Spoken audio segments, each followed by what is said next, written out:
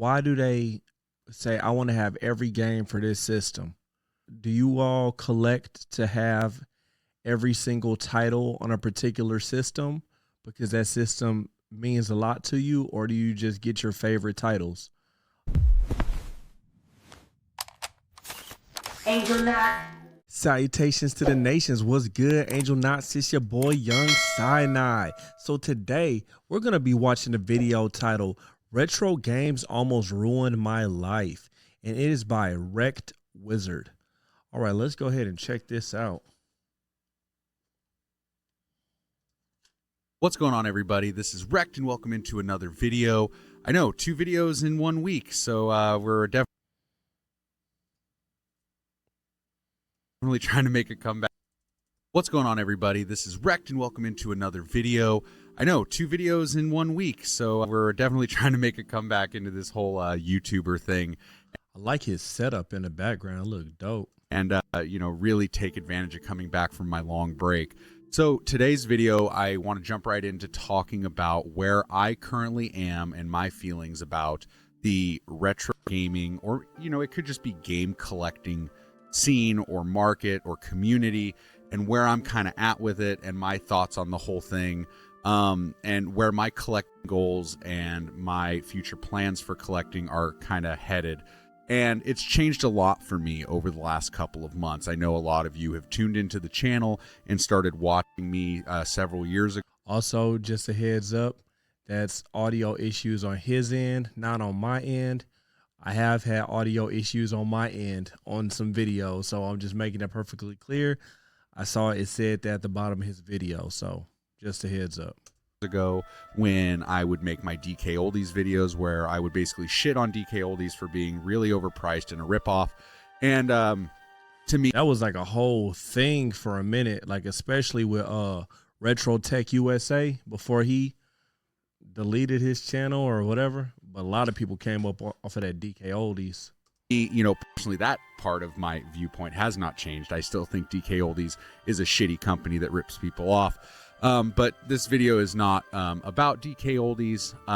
It is about what views have changed for me personally when it comes to retro game collecting, and kind of where I've been the last couple of months, if I'm being completely honest. So you guys know that if you've been watching the channel, I'm currently going for the full North American PlayStation 2 set, which is like over 1,800 games. I can't seem to narrow down an exact number of how many it actually is. I've heard so many different answers from people. So if you actually know how many North American PlayStation 2 games there are, let me know down in the comments, because I've heard anything from 1850, 1796, over 2,000, but I'm not counting variants, so just one of each game. But anyway, we're up at about 754 games total, and I haven't bought a PlayStation 2 game in months. It's been a while. I started this challenge probably, it's been less than a year now, but it's still been maybe about 10, 11 months, I believe, is when I kind of started doing this thing. And over the last couple of months, I haven't bought any retro games really at all, not a single one. I've been playing a lot of modern titles, whether it's on my Switch or my PlayStation 5. And actually, I've really gotten back into PC gaming, which I've been into since I was a kid in the 90s. And I'm at a point now, and please, if you have any type of, connection, or you can relate to what I'm saying, let me know down in the comments. I'm genuinely curious to see where people are in the retro scene right now, and how people are feeling in the community. But I've gotten to a point, and I knew this going into collecting for the full PlayStation 2 set, that it was going to be a very, very expensive endeavor. Actually, more expensive than most other sets people have gone for. It's more expensive than the Dream. I'm curious as to how he feels about collecting based on the different video that we watched. Does he play the games that he collects, or does he just store them on a shelf like a museum and doesn't play them? I'm very interested in that. Cast set, it's more expensive than the GameCube set. It's more expensive than the NES set. Like, you're talking a full PlayStation 2 set going for around $60,000 just for one variant of each game.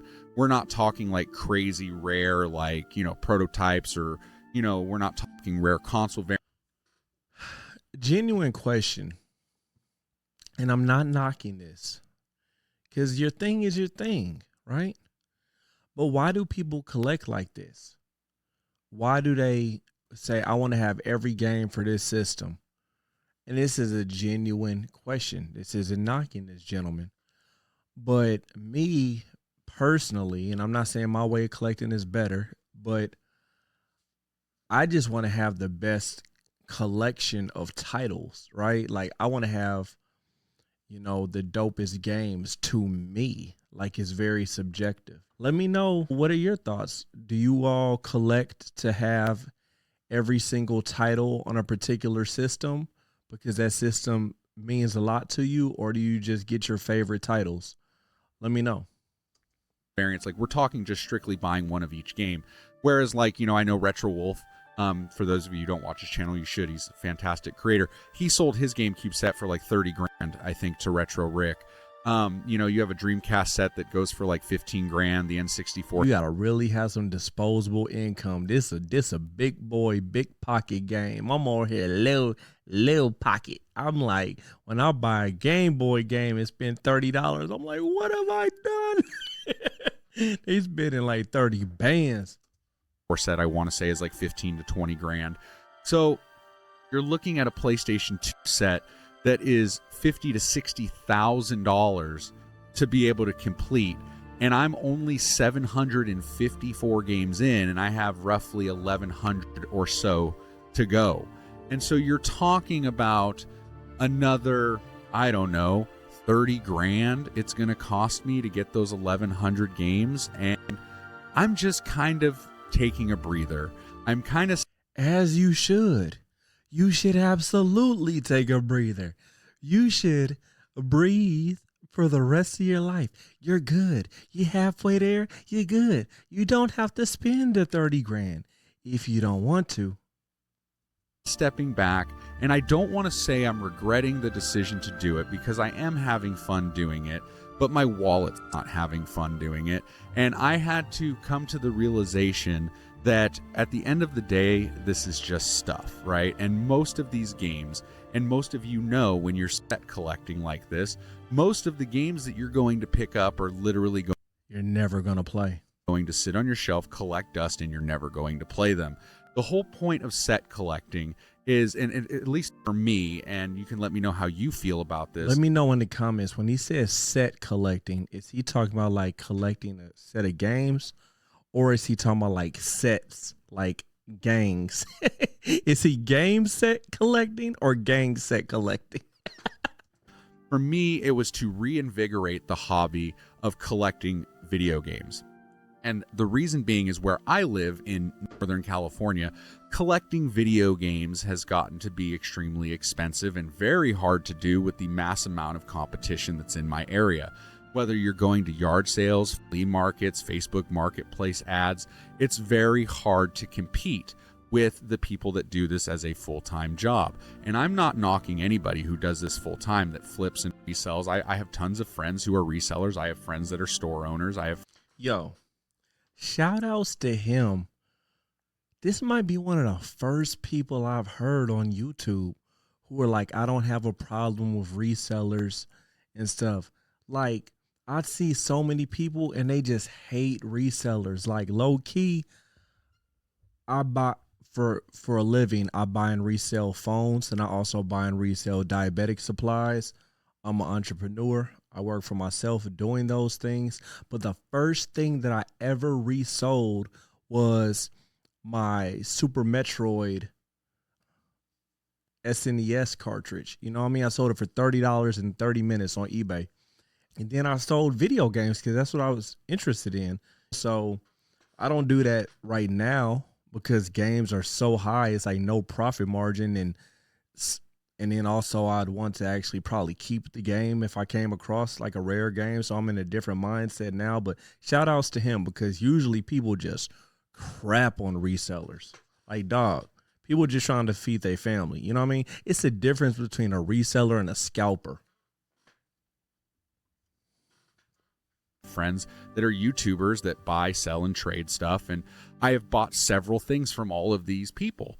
But for me, it got to a point to where when I was collecting a little bit of everything, and at a point I really did have a really nice curated collection where I was buying really solid titles across multiple platforms or consoles, and I was Kind of like what I mentioned earlier. really happy with where the collection was. But then it started to stagnate. I wasn't finding anything at flea markets, and if I did, they were charging astronomical prices that you wouldn't expect to be paying at a flea market, because it's a flea market. If I wanted to pay eBay prices, I wouldn't get up at 5 a.m, drive to a flea market and buy it at a fucking yard sale. You know what I mean? Like, I would have just laid in bed and paid the eBay price.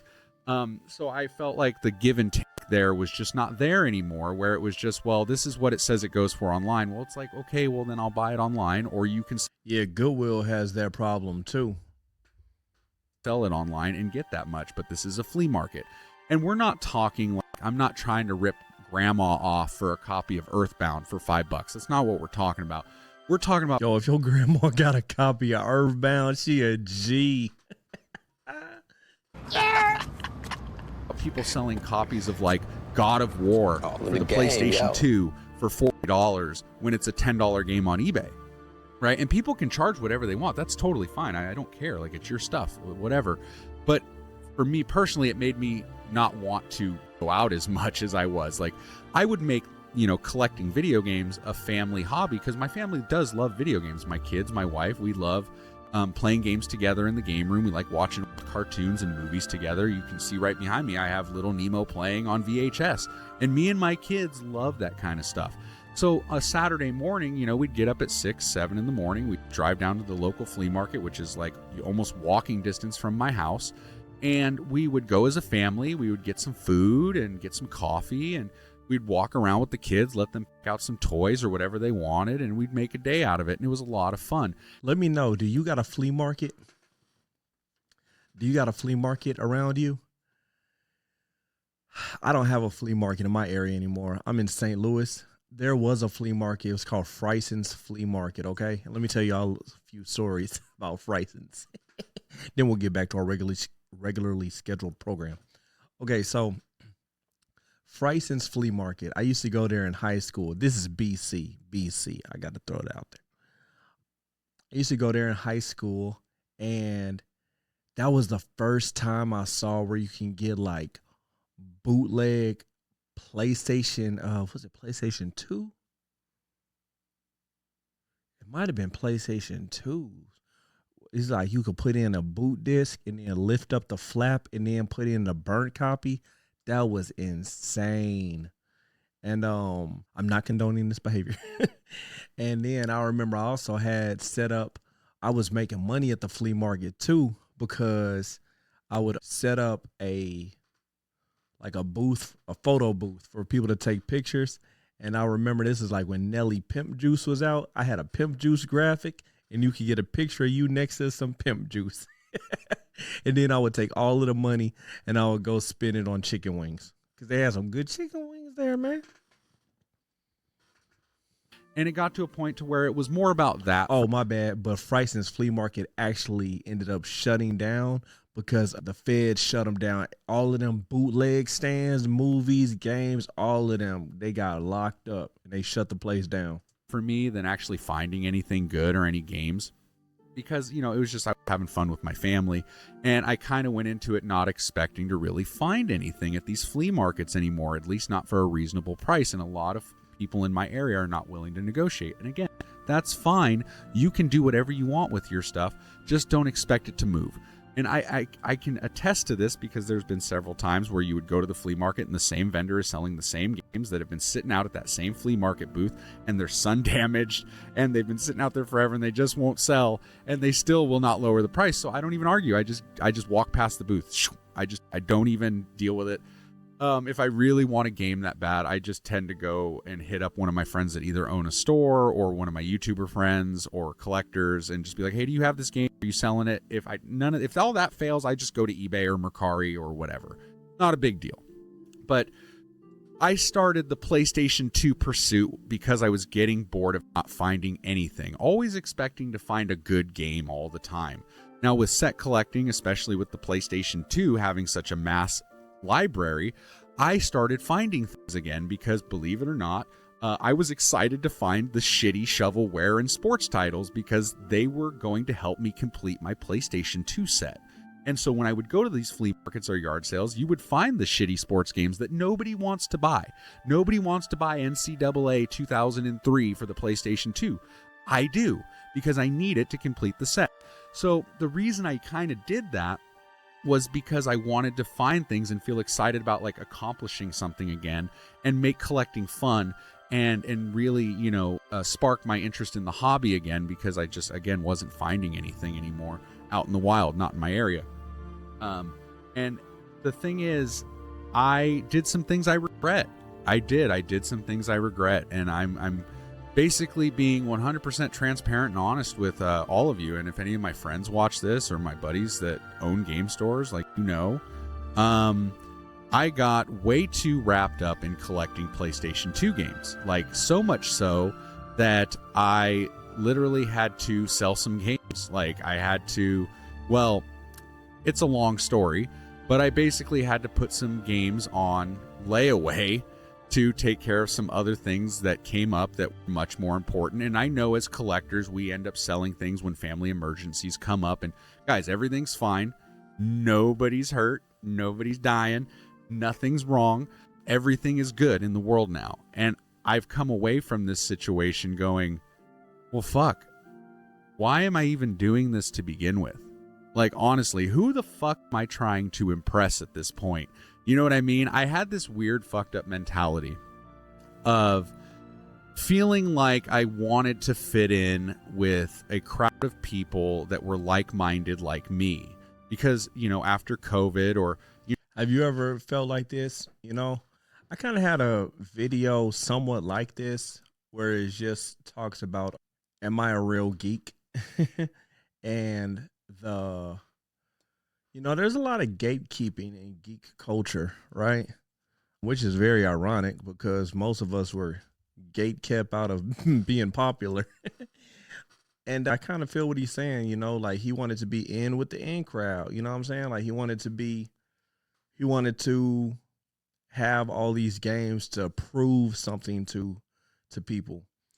It's kind of what he's saying. But the funny part is like, don't nobody care, don't nobody care. All that's going to happen is people going to say, oh, that's tight. That's cool. You might get some likes. You might get some compliments here and there. But at the end of the day, don't nobody care but you, which is cool. Because if you care, then there you go. Or maybe it's like you want to pass it on to your kids, but hopefully they care. If you've ever watched, it's an old video on my channel now, but where I talked about my weight loss journey and stuff like that, and my relationship to video games and food and addiction and things like that. And how video games gave me this sense of comfort. Well, for me, I lost all this weight and, but I still felt kind of lonely and I wanted to have something. So I've always bought and collected video games, but I started doing the YouTube thing and I started making new friends in the space and other YouTubers. And, I'd watch so much content commuting to and from my job that got to a point to where like I felt like, and I feel like an idiot now because of conversations I've had with friends of mine, I felt like I had to spend the money and have the bangers and have the heater titles and the top of the line things and the rarest items to have friends in the space. And I know that sounds fucking dumb as shit. It doesn't sound dumb. It sounds sad. It is dumb as shit. I felt like I had to have. I mean, but how many other people have felt that exact same way? You know what I'm saying? Where they feel like they got to have the latest Jordans or this certain, if you're a female, this certain bag. Shoot, nowadays, if you're a man, this certain bag or whatever to fit in. People do it all the time, so he shouldn't beat himself up like that. All of the cool shit and to compete with my friends that make YouTube videos, whether that's the Pixel Game Squad or Retro Rick or Mort or JRPG life, or even friends that aren't YouTubers that own game stores. My buddy Ryan, who owns Fire and Ice, my friend Jared and my friend Chia, they own Laughing Crow Collectibles and War Torn Front. I've done videos on all of their stores, and I felt like I just had to buy and buy and buy and trade and trade and trade and do this like every day, and it consumed me, and it got to a fucking point to where like I was digging myself a hole, and before I dug myself too deep to where I was fucking myself, I really need to come up with something more constructive with my money and my time than to burn through it. And I know that Riff has talked about this a lot on his channel, the Pixel Game Squad and the Pixel Podcast, where it's like, don't go beyond your means. Don't buy something if you really shouldn't be fucking buying it, right? And, I wish that was advice that I would have listened to, but I got so caught up in the hype of like feeling like I finally fit in with a group of people, and I felt like if I didn't fucking like slap my wallet down on the table and buy whatever the fuck it took to, I don't know, show this shit off, I guess, that I just wasn't part of the crowd. I wasn't part of the gang, one of the cool kids clubs, members of the cool kids club. And that's dumb as shit. And I want to give a shout out to he's become a good friend of mine. He's kind of become like a big brother figure to me, where his advice has been invaluable to me. Where when I explained this to him, we had a long conversation about where I was at, and he explained to me, like, I said, look, I know this sounds dumb, and he kind of like, yeah, Mikey, it sounds dumb, like, we're still your friends no matter what. And I'm like, dude, I know that. You're a real one for that, But caught up in the hype of the moment, I just FOMO, man, just wanted to fucking fit in, wanted to be this crazy metal Jesus, happy console gamer like collector. You're not going to be Metal Jesus. You're not going to be Metal Jesus. I don't know this dude bank account, but Metal Jesus literally has rooms and rooms and rooms and rooms and rooms filled with games. We're going to react to it one day. YouTuber, and I thought that would make me happy, and at the end of the day, it's about playing the fucking video games, and it's about the life experiences you get through meeting the people in the community and becoming friends with them and building these relationships, just fucking hanging out. It's not about buying the stuff. It's not about owning the stuff. Honestly, like, yeah, is it cool that I own a fucking copy of Kuon or Rule? Let me know in the comments, because I think from what he said, he halfway there with his collection. Do y'all think, look, yo, you came this far, you might as well finish it off? Or do you think, okay, bro, pump the brakes, stop buying games? Let me know what y'all think. Rule of Rose or Haunting Ground, sure, it's cool. But once I own it and people know I own it, who gives a shit? Like, nobody really cares. Nobody cares. That's what I was saying earlier. Nobody cares. Right? Like, deep down, nobody really cares. And I had to realize that, pump my fucking brakes, slap myself in the face, talk to a couple friends, and bring myself back to reality. And the reality is, my family has been super supportive. My dad is like, I was like, Dad, I'm going to have to sell some of these PS2 games because I've gotten ahead of myself here, and I got priorities I need to take care of. And don't get me wrong, I wasn't like going to be homeless or lose my cars or anything crazy like that. My kids aren't starving, guys. Like, please don't assume the worst. But I needed to bring myself back in, if that makes sense, and like do a reality check. And my dad said something like on the phone that I never expected my dad to say, because my dad's never been super like into video games and like the nerd shit like me. He said, when I said, Dad, I'm going to probably have to sell some of these games. I got other priorities I need to take care of. And the thing that came out of his mouth shocked me. My dad said, that makes me sad. I never expected that man to say that to me, ever. And it meant a lot. Oh, his dad being a bad influence. A lot. He said, this is something that you have found that means a lot to you.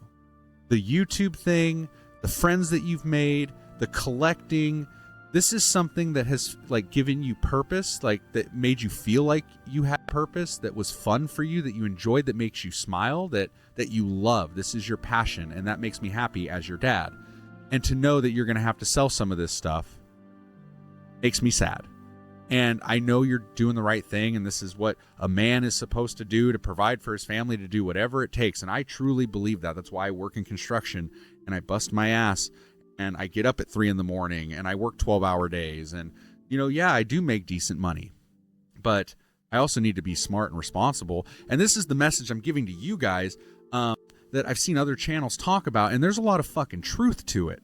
Like, video games are just things. It's stuff. It's just fucking stuff, right? Don't let this stuff take priority over your life, over your friends, over your family, over yourself. Don't let the stuff you have make you, over your mental health. Don't feel like you have to compete or pay top dollar or go broke or any of that shit to fit in the retro community. I'm done with that. I don't want to do that anymore. And that doesn't mean I'm not going to collect anymore. That doesn't mean I'm giving up on collecting. I still love it. It's my hobby. It's my passion. But I'm going to slow the fuck down and really curate my collection to buying games that I genuinely feel I'm going to play. Yes. Or my kids will play, or my wife will play. Yes. And with that being said, I'm going to end the video right there. He has a lot more to say about this. If you want to go check it out. Seems like he's dropping a lot of gems, but shout outs to him. I'm glad that he came to his senses. I'm glad that he realized that he does not need things to impress people.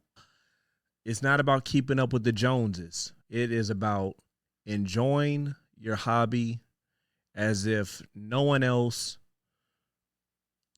was there to witness it, right? That's kind of like what I was saying as far as the Switch 2, right?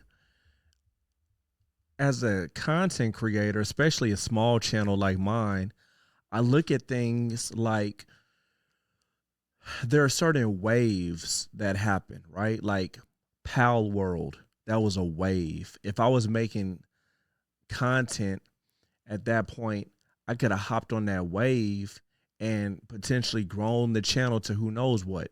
The Switch 2 is another wave where I'm making content, and if I was putting out Switch 2 content, I could get a ton of views, unboxings and stuff like that, but I didn't buy a Switch 2 because I don't got the money to buy a Switch 2 right now. You know what I'm saying? So, but there's this internal pressure of, dag, am I even a real gamer? Like, I don't have a Switch 2 yet. I'm not doing an unboxing video. I'm not doing a countdown to the Switch 2 gets here. I'm not doing any of that. Instead, I'm just putting out the stuff that I like, and hopefully you guys like it. And when I get Switch 2, I'll get a Switch 2, and then I'll do an unboxing video. Who knows? It might be next week. It might be next month. It might be next year, but there is this real internal pressure to put out this stuff. But shout outs to him and his friend who checked him like, yo, bro, we don't need all that. That's the type of people you want in your life. And I understand what his dad was saying. I was just joking. You never want your kid to give up something they find to be fun, but sometimes you got to do what you got to do. I appreciate you guys watching. Please make sure that you go ahead and check out his channel. Like I said, it is called Wrecked Wizard. All right, appreciate you guys. Please make sure that you like and subscribe. I'm on my journey to my first 1,000 subs. If you subscribe, you can see how to win a Trim UI brick. God bless and salutations to the nations. Peace. Angel 9.